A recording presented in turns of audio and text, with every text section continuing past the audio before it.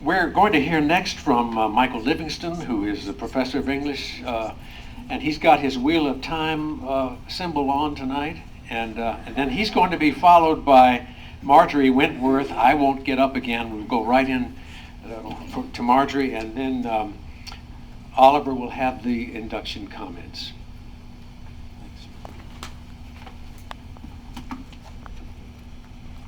No pressure. What? We Yardena in Yardalium Theod Kuninga Thrim Gefrunon, Hu Tha Othalingus Ellen Fremedon. These are the first three lines of Beowulf, the oldest and perhaps still greatest epic in the English language. A story of mere creatures come from the mists to terrorize the pre-Viking Danes, of a vengeful dragon threatening the very existence of a nation, and of the one man of incomparable strength who must fight them all. Beowulf is, in a word, fantasy.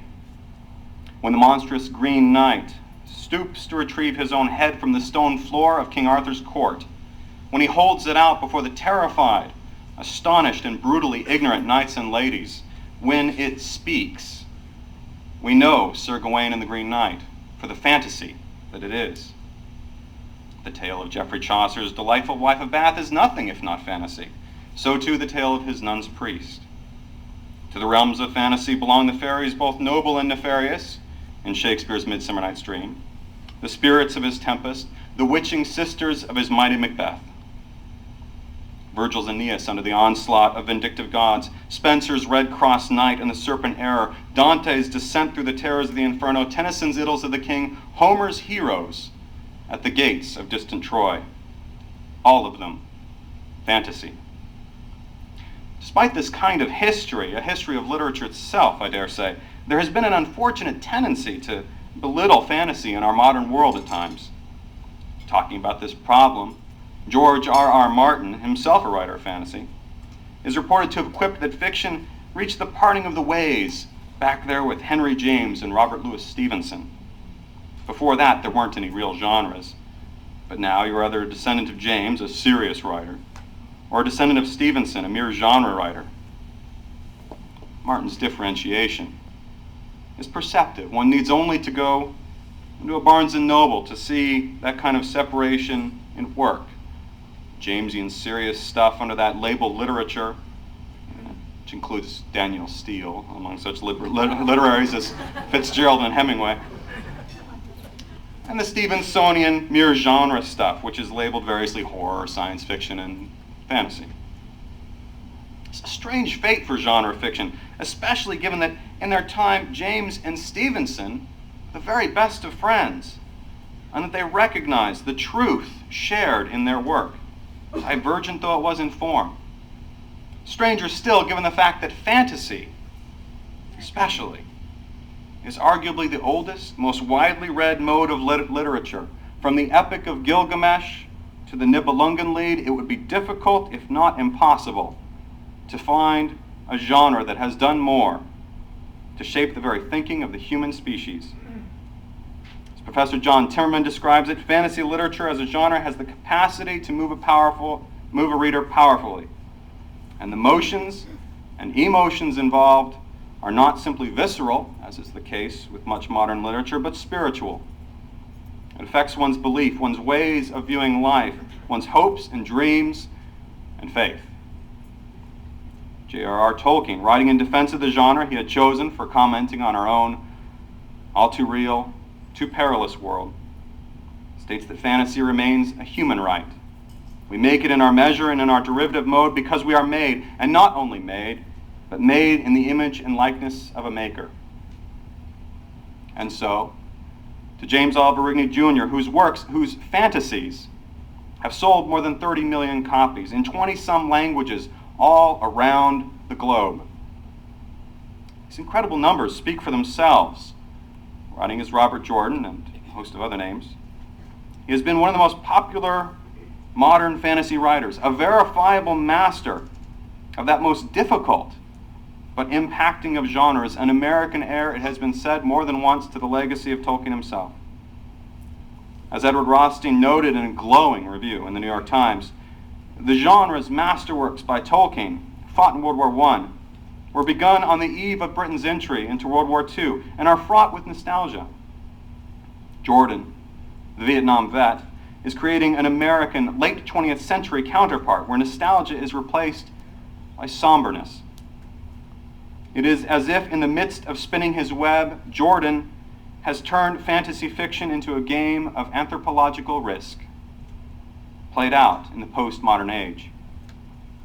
There is nothing simple, nothing small in this work. The Wheel of Time is the height of seriousness, a vision that cuts to the heart of our cultural, political, and religious worldviews in the way only a fantasy can. It is not in the mirror, after all, that we see the truth of ourselves. It is in the eyes of strangers in unfamiliar lands.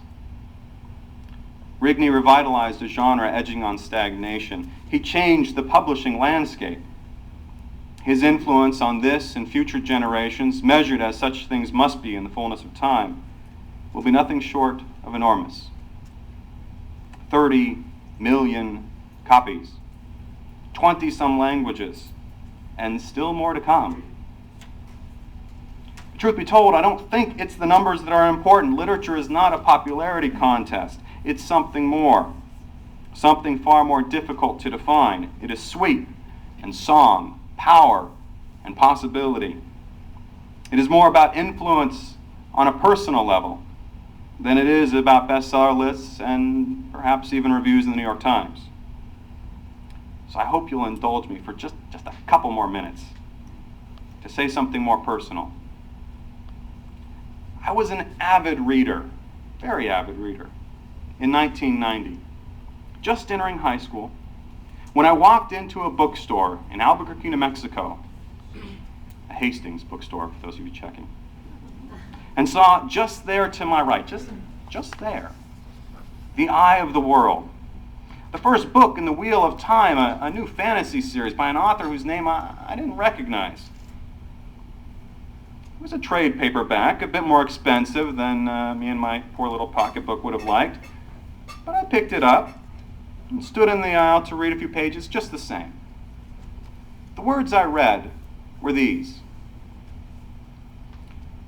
The wheel of time turns, and ages come and pass, leaving memories that become legend. Legend fades to myth, and even myth is long forgotten when the age that gave it birth comes again. In one age, called the third age by some, an age yet to come, an age long past, a wind rose in the mountains of mist. The wind was not the beginning. There are neither beginnings nor endings to the turning of the wheel of time, but it was a beginning. I was, in those few lines, hooked.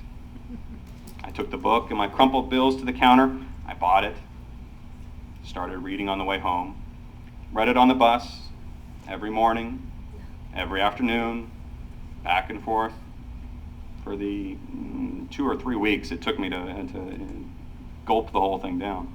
Soon enough, my friends were reading it too, and they joined me in anxiously awaiting the sequels over the years. I own 13 of those 30 million copies. I am one of Jim's millions of readers worldwide, and like many of the others, I can say that I owe much to the experience of consuming his words, his worlds, his fantasy.